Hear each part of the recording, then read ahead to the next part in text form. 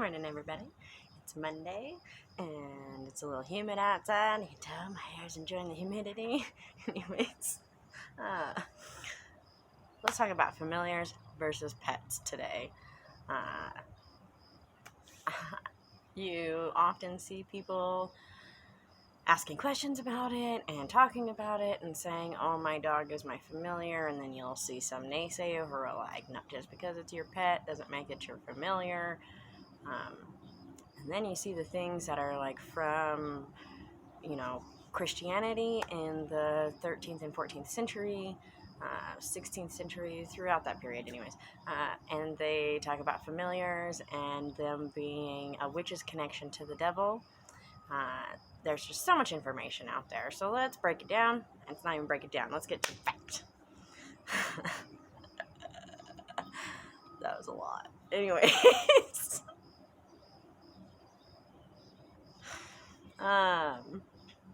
If I edited my videos, I would edit that out, but I don't, because if I edited my videos, it would never get posted because all that anxiety and fear and because I don't like to watch my videos until after they've been posted. Anyways, so familiars.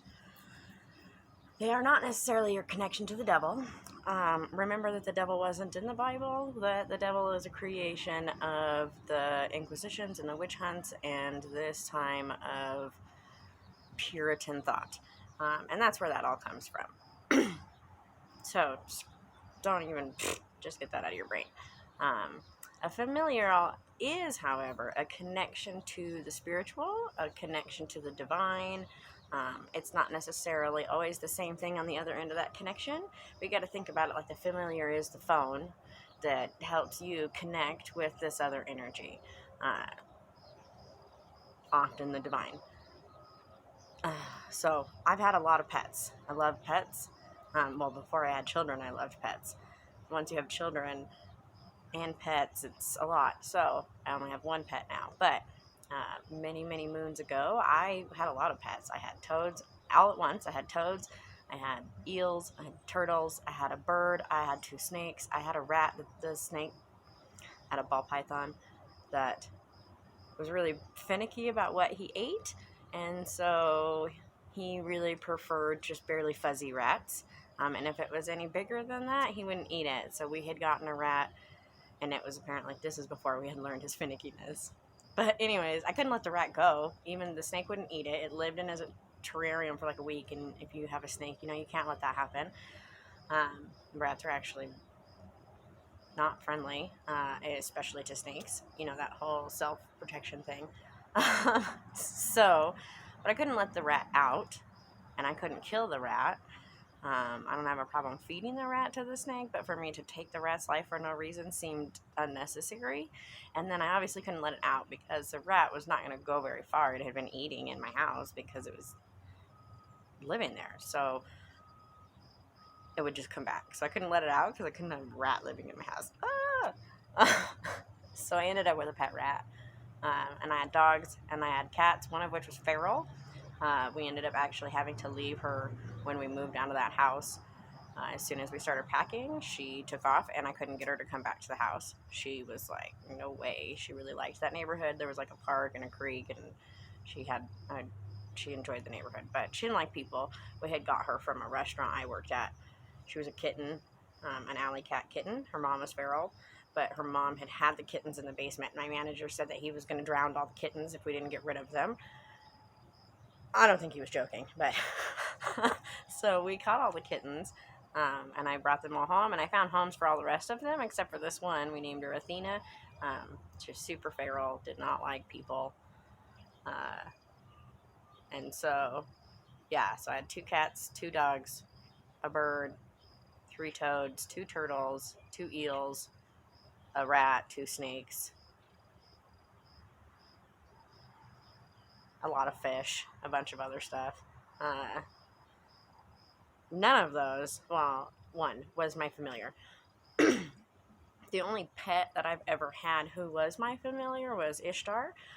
She's a black lab mix that I had, and she passed almost 2 years ago now. She was my familiar. She was my friend. her spirit still stays with me, and so from time to time she'll visit me. And I actually at one point had to tell her to stop visiting me because I missed her so much.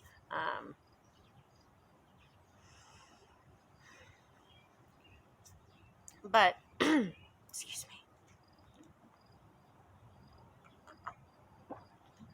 me. But she understood. And we spend time together, and when I need her, she's there for me. She helps me communicate, but mostly is there as support.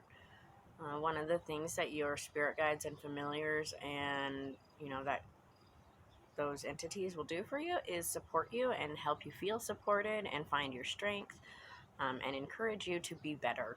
That's the big thing about familiars, is that they're going to help you to achieve your goals, to move forward, to make that communication, to find out the information you need, and to really understand things. And that's what they're there for. And as I said, that is a spirit that will stay with you. So like Ishtar, even though she's passed, I still feel her. Some mornings she wakes me up, just like she did when she was alive, and she puts her nose on my bed. Sometimes when I'm driving in the car, she puts her paw on you. It's funniest dog. She loved to have her paws rubbed, so you would just put your fingers up inside her paw and like rub her feet. She loved it, and so she would put her paws on you. She would want you to just pet her paw. But so sometimes when I'm driving, I'll feel her with me. And like I said, she wakes me up from time to time, but her spirit is with me always. And that's what a familiar is. My other familiars are spiders. I can't even think about how, I was 2007 when I first moved out of Denver. So when I moved out of Denver and I moved out into the country, I had these amazing, at the time I didn't know what they were, but now I know what they are. They're called cat face spiders or jewel spiders. And it's an orb weaver, and they get really, really big abdomens, butts, whatever. Their hind end gets really, really big. They're beautiful. I have one tattooed on me. But they, the females built their nests, their webs, around by the doors of my house, around the windows, and when I move, they come with me. And so the spiders that I have now are probably, well, let's see, 7, that's 10, 11, 12, 13. It's like 13th, 14th generation spider that I have living with me. They're beautiful. They're amazing. I love them. And they're definitely a protector for me. And I had one on my car window yesterday, or rearview mirror, or side mirror. So I'm driving to the grocery store. I look over, and right now she's about this big, and she just built her little web nest and crawled up into a corner and hung out there. It was pretty funny. I had to stop watching her and focus on driving. But and then birds are another one of my familiars, and the birds communicate with me by one. I have a robin, which I think I'm going to name him George. He wakes me up at like 5 o'clock every morning. He's very, very loud. He sits on my house and he sings. He's been in some of my videos. There's also a Greckle, and his name is Fred, and he squawks at me a lot. He just stands there and squawks at me. But and this is just the way that the element of air, and also the gods kind of communicate with me is through the birds. But they are my familiars, and that if I have a question and then I go out into a natural place, a specific bird will come to me, and when I look up what that bird is, or I learn more about that bird, it'll have a trait that's important to what I'm doing. So woodpeckers are telling you that the gods are telling you something and that you need to listen. Robins are new beginnings. The Greckles are dealing with your emotions and moving forward, and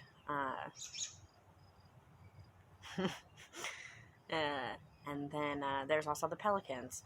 I think I've talked about them before. And the pelicans bring us family, and the blue heron for me is a mother thing. I started seeing blue herons for each pregnancy, and they're just kind of a part of that. And so that's that maternal energy. Bald eagles, again, they are of the gods. And turkeys, ironically, there is a Native American myth that says the turkey is so grand because he gave up the power of flight. He was an eagle who gave up the power of flight to walk the land. And I don't want to butcher the whole story, so I'm not going to go into any more details. That's just a big part that I always take away from it. And I feel like turkeys get this huge discredit, but they're actually beautiful, beautiful animals. But I see wild turkeys from time to time. So it just kind of depends on the bird. But anyways, random tangent on birds.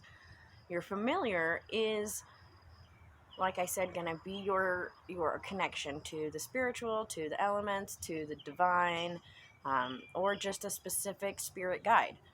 Like Ishtar, this is one energy. She is the spirit that I communicate with. She would sit in circle with us when we would do magic, like as a coven. She would join us in circle. She came with us. If you look over the videos that I did with Hesperitus Garden for like Sunday before the Sabbath, she's in a lot of those videos because she was always with me. She just came with me. She was my dog and my spirit guide, and she was amazing. She is amazing. And even though she was my pet, she was my familiar before she was my pet, and she literally came to me. My roommate that I had at the time was working, and her brother were stray dogs, puppies, that just showed up at his work one day. And they brought him home, and without even asking, I was like, oh, look, you brought me a dog. This is my dog. You have that dog. I don't even care what you do with that dog, but this is my dog. And I was just instant. But I can remember having a familiar as a kid when we lived in a trailer park outside of Fort Collins that was this stray cat named Cherry. Well, we had named her Cherry. She was a black cat. And she was a stray cat in the neighborhood. But she became my little friend. And in a weird connective way. And I think I was 10, you don't really understand that connection or why you have that connection, but it was there. A lot of dogs that I've talked about, I have, they're one of my power animals, so dogs are very easy for me to connect with them, but not all of them are my familiars. Your familiar is a very specific energy. This generation of spiders, these are my familiar. They are my protectors. They are my shield. They are my grandmother connection. They help me connect to the darkness and the crone and the sage and all of that kind of energy. I don't know if it's going to be like that in the video, but it just got really dark as I talked about that. And then Ishtar was my spirit guide and still is. And these are specific. It's not, kind of like with the birds, that's how the divine communicate with me, and they choose the birds to do so. So they are in my familiars in that way. But aside from the two, Fred and George, it's not like specific birds. George, his family, has been in my neighbor's tree now that hangs over my yard. He's third generation. And so his dad was very comfortable with me, and he's very comfortable with me, and they'll sit not 6 feet from me. If I'm in the garden, both Fred and George will come and pick grasshoppers up as I'm doing stuff. But they're here to teach me a lesson and to show me something I need to see and to help me move through that. And so currently they are my familiars. Your familiars will change. It's not like, you might have one like Ishtar, who is my spirit guide and my pal, who is with me always, I feel. And except for when I tell her I'm too sad and she can't be with me because it makes me sad. But all in all, like I said, your familiar is not your pet. Your familiar is not just something random. Your familiar is a very special connection that you have. It is a bond that you build. It's one that might feel like a soulmate bond. Like I said with Ishtar, when I first saw her, I knew instantly that she was my dog. I took her, I bathed her, I loved her, I held her, and that was it. Even though she was the worst puppy in the whole world, and I would never have another puppy because of her. She ate everything in the house. Like I said, I had a lot of other pets at the time, and she was notorious for taking all of the pet supplies out and scattering them throughout the house. She peeled linoleum off the floor. She took the cabinet handle thingies off the cabinets when I locked her in the bathroom while I was at work trying to figure out what to deal with her. She ate a lawnmower. This is the dog that could look over the fence at the neighbor's dog and be like, hey, and then just come back down because she did what she wanted. But, so, your pets may become familiars, or a familiar may come to you as a pet, but that does not mean they are one and the same. Again, your familiars is something that you're going to have to build a bond with. You're going to have to spend time with. You're going to have to understand that energy. Just like any relationship that you have, it's not going to be perfect right away. You understand everything that they're saying to you. It takes a lot of reflection. You should journal. You should write it down. Think about it. Talk about it. Read about it. Learn about it. And spend time with those energies. You know, Fred and George are my buddies because we spend time in the garden together and we hang out together and I talk to them. And in the morning, so a couple days ago, the neighbor's dog caught a bird. And I was really, really, really worried that it was George. I really thought it was George. I don't know why, but I was like, oh my goodness. And then I didn't see him for a little bit. I was so sad. And then I was standing outside the other morning, yesterday morning, and I was so worried. And I'm whistling for him. The way that we whistle back and forth, it's the short robin whistle. I won't do it on camera because it'll probably hurt your ears. But so I was doing that, just doing that, and it's like what baby robins do to call out.